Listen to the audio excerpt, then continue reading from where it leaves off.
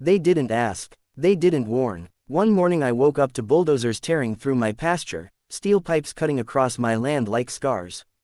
Karen and her board stood at the fence line, arms folded, shouting over the engines, "This is community development. You can't stop progress." I walked out slow, boots crunching over broken grass, watching the machine crush the soil I'd raised cattle on for 20 years. My fists curled, but I kept my voice calm. "That waterline doesn't belong here," I said. Karen smirked, waving a stack of papers that looked official but had no county seal. "Oh, it does now. HOA voted, and majority rules. You want water. You play by our system." The neighbors gathered, whispering, some siding with me, some too scared to speak. The pipe crew didn't look at me once, they only listened to her, laying metal across my ranch like I was invisible. I let them finish. I let them cheer when the first gush of water blasted through, spraying across the field. Karen lifted her phone and shouted, "This is our power. No rancher can stand against the HOA." What she didn't know was that I'd already been driving up into the mountains for weeks. I'd already signed papers at the county office. And when her precious pipeline roared to life, I smiled under my hat, because every drop running through that pipe came from a spring she didn't own. I did, and the valve was waiting for my hand. 2 days later, the whole neighborhood woke up angry. Faucets groaned, sprinklers sputtered, even the clubhouse pool stood half-drained and murky. By noon, Karen was red-faced in the cul-de-sac, screaming at the workers who had laid the line across my pasture. "Fix it, now. This is sabotage." I leaned on my fence post, sipping coffee while trucks rolled in and out with no answers.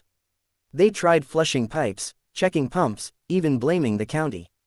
But no one could explain why a pipeline full of promise had gone bone dry overnight. Finally, Karen spotted me across the field. She stormed up, heels sinking into the dirt, jabbing a finger at my chest.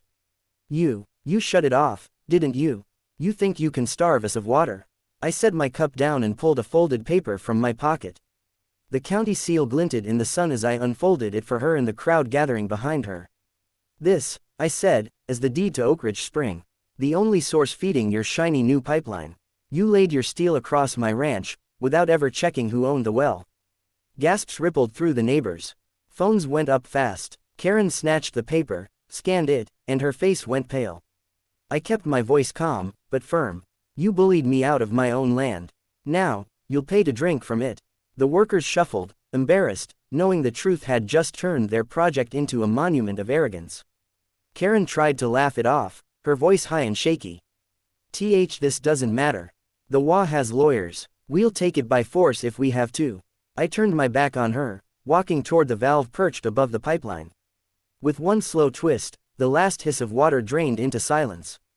Then I looked over my shoulder and said loud enough for every phone to catch, "You don't get to steal what you never owned."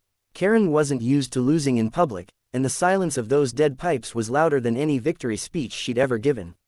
She shoved the deed back at me and spun to face the neighbors, shouting, "Don't listen to him. He's bluffing. The HOA controls this land, not some washed-up cowboy with a tractor and a piece of paper." But the neighbors didn't look convinced anymore. Phones kept recording, whispers spreading like wildfire. "He owns the source, she didn't check, we're finished." That's when Karen snapped. She pulled out her phone, dialed a number, and barked, "Do it. Cut his fence, open his barns. If he won't share the water, we'll seize the spring ourselves." The crowd gasped. Even her own board members shifted uneasily. One of them muttered, "Karen, that's trespassing. That's..." She shot him a glare sharp enough to silence him. "I run this neighborhood. If we have to take his land by force, we will."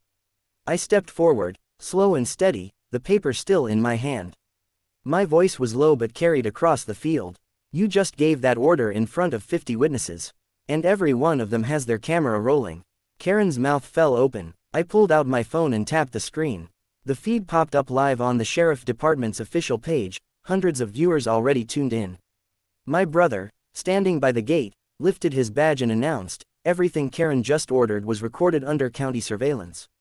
This isn't a property dispute anymore. This is conspiracy to commit theft and destruction." The crowd erupted, some cheering, some stunned silent.